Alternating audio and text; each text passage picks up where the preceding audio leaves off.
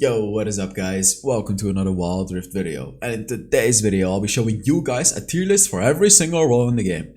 And oh my god, a lot has changed again.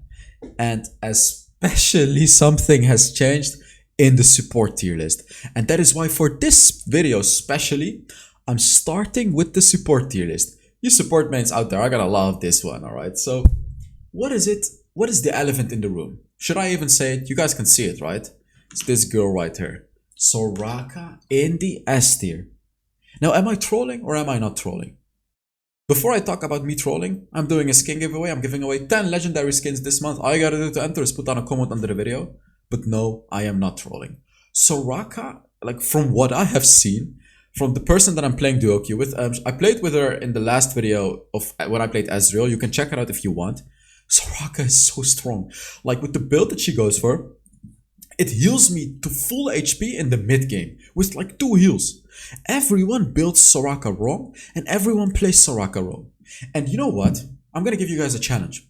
If this video reaches 2,000 likes, I am gonna make the ultimate Soraka video for you guys. I am currently, as I said, I'm basically playing duo queue a lot with a top, I believe it was a top 5 Soraka player in EU. She is so insanely good at Soraka that she just made me put Soraka in the S tier. I've been talking about Soraka for a whole minute already now. Basically, if you want to see Soraka, make sure you give this video a like. Enough Soraka now. Let's talk about the other supports. Nami, Nami, guys, like, this champion has everything. Movement speed, CC, healing, everything, buffs. She's just broken. Like, she's almost even S++ tier. Lulu, brain that champion, you just buff your ADC, and if you're playing with like a Vayne or a Jinx, or even a Kai'Sa, it's like insanely strong. You're gonna provide so much value for like no skill at all. Thresh is the complete opposite. You're gonna provide no value as a Thresh at all, unless you're super skilled. But if you are super skilled, oh baby, is Thresh a strong pick. I made a Thresh video a few days ago. You know, you can just look it up, HellsDevil Thresh. Like, Thresh is just through the roof how strong this champion is. Absolutely insanely powerful. It's probably the strongest level 1 support in the game, maybe after Braum, but such a strong pick right now. And Rakan, you know, skills in the late game. Janna with her beautiful shielding. Morgana is really strong. Leona is one of the best engaging supports in the game. Now, there's so many supports that you can play that are viable right now, but again, Soraka is the highlight of today. You know, if you really want to see Soraka, then give the video a like. And I want to talk about some other supports, by the way. First of all, Sona. So I used to think that Sona is the same as Soraka. You know, I used to think these are both champions that are trash early game and take some time to come online, and then in the late game they're going to be strong. First of all, Soraka is even stronger in the late game. Secondly, Soraka has more CC. Third of all, Soraka is stronger in the early game than Sona. Like, Sona is absolutely useless in the early game, but in the late game, Sona is like really good though. It's like she's really, really good in the late game. Supports like Seraphim, you know, I don't really like. Senna is like that type of support that you want to pick in solo queue if your team is trash. You know, you can carry the game as a support when you play Senna. Then we have these supports right here that you just don't want to play, which is Annie and Malphite. Never play Annie or Malphite support. Alright, onto the Baron lane. And here, Jace is broken, guys. Jace, by the way, I want to say something. I'm sorry that I haven't made a Jace video, and I'm gonna be real with you guys. I am not gonna make a Jace video unless Ryu wants to play Jace, which is the challenger player that's providing me some gameplays every now and then. Unfortunately, I'm not gonna upload a Jace video. I just don't like Jace. I mean, what am I supposed to tell you guys? I play nearly every champion in the game. I just don't like Jace. I just don't like playing him, and I keep telling you guys he's broken, but I'm so sorry, I just don't like playing him. So I'm not gonna make a video out of him. Fiora, you know, insane Baron laner. She's like the best 1 versus 1 potential. She can carry into the late game. She's just really, really strong, even after all the nerfs. Still an S+ tier pick. Like, how is Fiora ever gonna be off meta? I don't get it. She just keeps getting nerfed and nerfed and nerfed, but she's still so strong. Renekton, you know, insanely reliable pick. Like, this champion is tanky, one of the strongest early game champions in the game, by the way, one of the strongest 1 versus 1 champions in the game. Renekton is just absolutely incredible, guys. Really, really solid pick. Camille, even after the nerf, really, really strong. And let me tell you right now, I'm really doing my best to get good at Camille again. But Camille is one of those types of champions that takes a long time to get good at, okay? You cannot just pick up Camille and destroy the enemy. Like I used to play a lot of Camille, and even I need a lot of time as like a player that has played a lot of Camille to get back into her. Like I've already played like 10 games of Camille again, and I'm starting to get the hang of her, but I need more games. Like I need way more games. She's a hard champion to play. She takes time and skill and effort to get good at. Darius, always a reliable pick. Darius is really good in solo queue because he's such a nice solo carry champion. Garen is Garen. Gragas, full AP Gragas is amazing. Tanky Gragas is amazing, but especially full AP Gragas. Riven got a buff. Riven was already S tier. She's still S tier. The buff really doesn't mean that much. I mean, it does. The health regeneration is of course nice, but Riven is just good, right? Riven is also a skilled pick. You gotta be good at her to destroy the enemy. I want to talk about a very sad occurrence though, which is kill. Do you guys remember how kill used to be S++ tier? Or even kill tier? You guys remember that? Well, not anymore. First of all, let me just drink my water.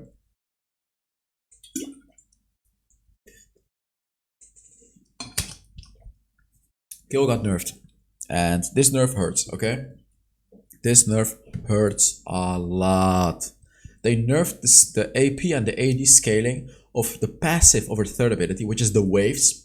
When you reach level 10, 15, you're gonna shoot waves. It used to scale 20% with AD and AP. Now it scales 15%. So they nerfed 25% of the late game scaling. Guys, the thing with kill is, like, let me tell you what the thing is. The champion used to be broken, but no one knows how to play with it. Everyone just keeps fighting and doesn't let kill farm.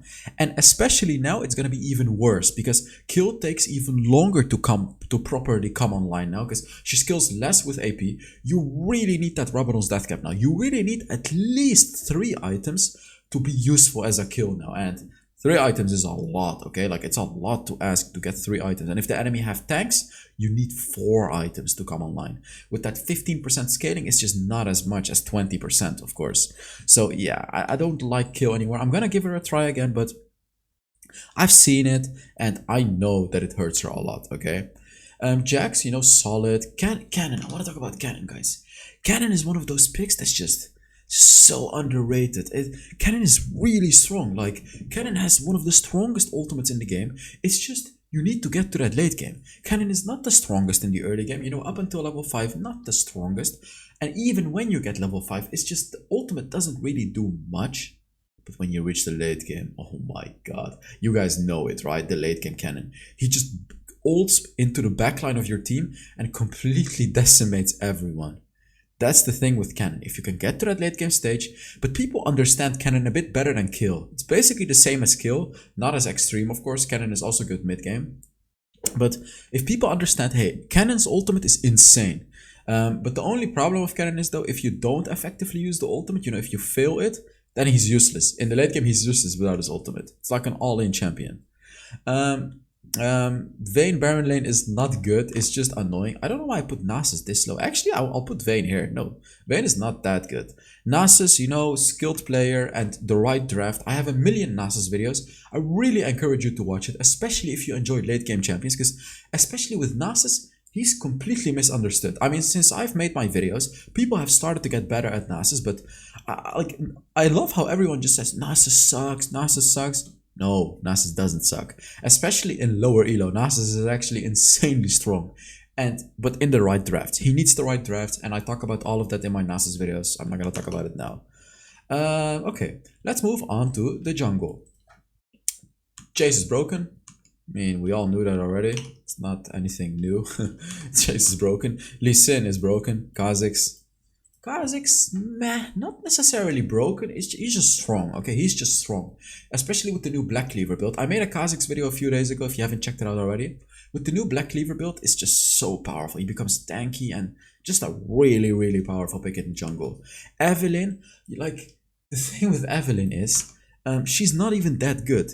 If you have a proper team against a proper team, Evelynn is useless. Evelynn is literally useless. She just won't be able to do anything.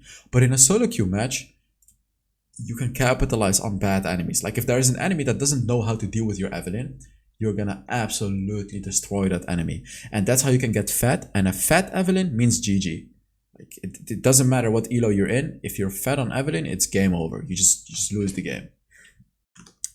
Jack's jungle, down from the S plus tier to the S tier, still good. He just doesn't clear the jungle as fast anymore, which is a problem, guys. Let me tell you why it's a problem.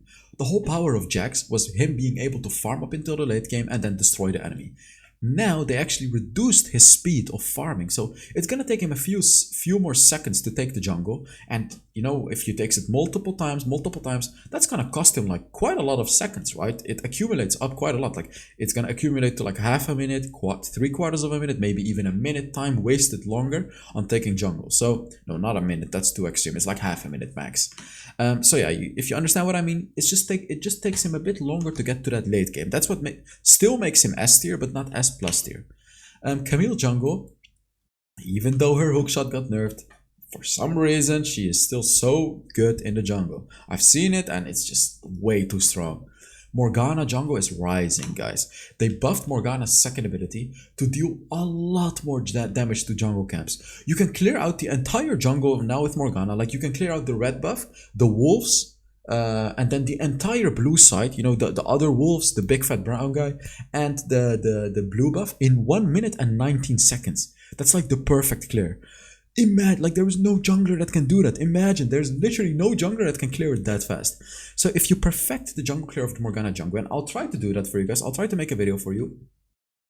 S tier, guys. And I feel like she has even more potential. She's just a bit hard to play. To hit your root, to hit that ultimate effectively, she's a bit hard to play. Olaf, very underrated pick, amazing pick, especially if you have an enchanter support. Olaf is insanely powerful. Vi, underrated pick as well, really solid pick. I want to talk about Rammus, by the way, guys.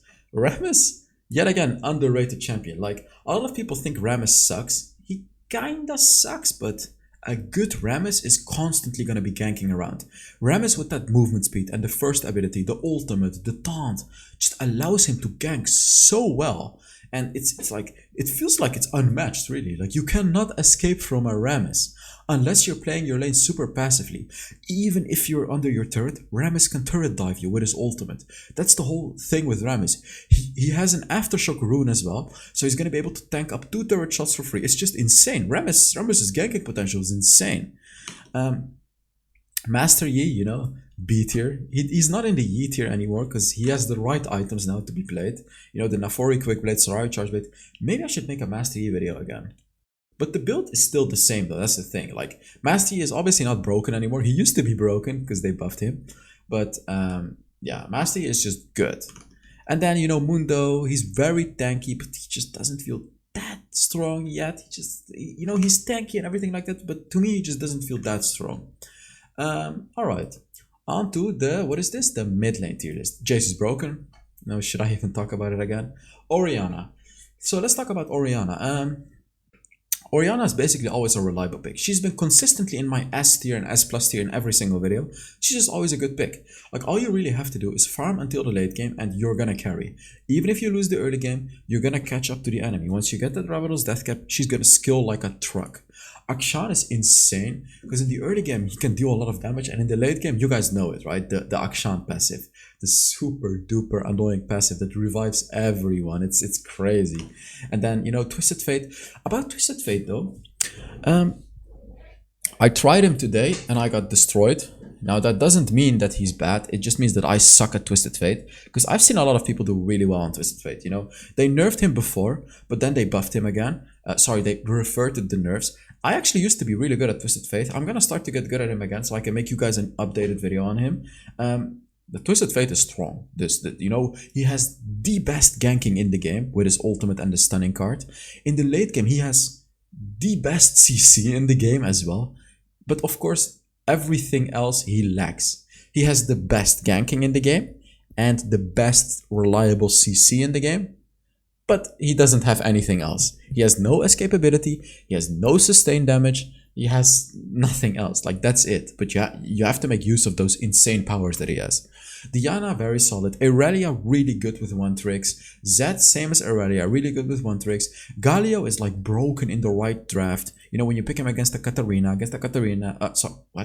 If you pick him against a Katarina, an Akali, Fizz, you know, these types of champions like Evelyn, he's gonna be completely broken.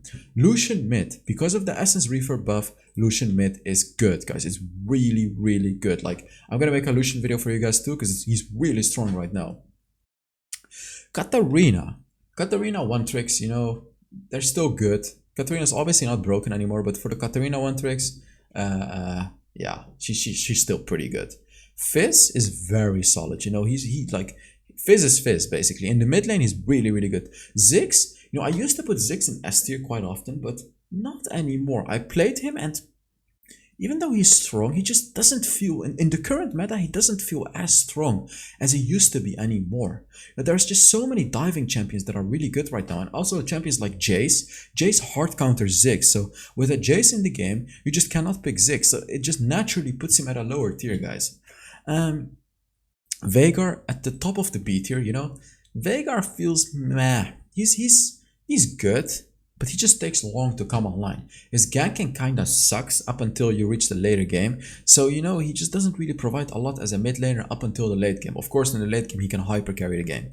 Brand, the thing about Brand is he also is not that good at ganking, but the power of Brand is, first of all, he's really good into the late game. Secondly, jungle skirmishes, he's also really good at. You know, when there is like a jungle 2 versus 2 or 3 versus 3, even in the early game, Brand is actually surprisingly good at those. He's surprisingly good because his abilities are mostly AoE. You can just apply a lot of AoE damage on them. He's just mostly good in the early game. Alright, on to the Dragon Lane tier list. And I mean, guys, Ezreal broken, okay? Well, what happened with my voice there? Jesus. Ezreal broken. I shouldn't even have to say anything else about it. Ezreal is broken. And I showed it in my video yesterday. I won pretty much every game. Ezreal is broken, okay? That's it.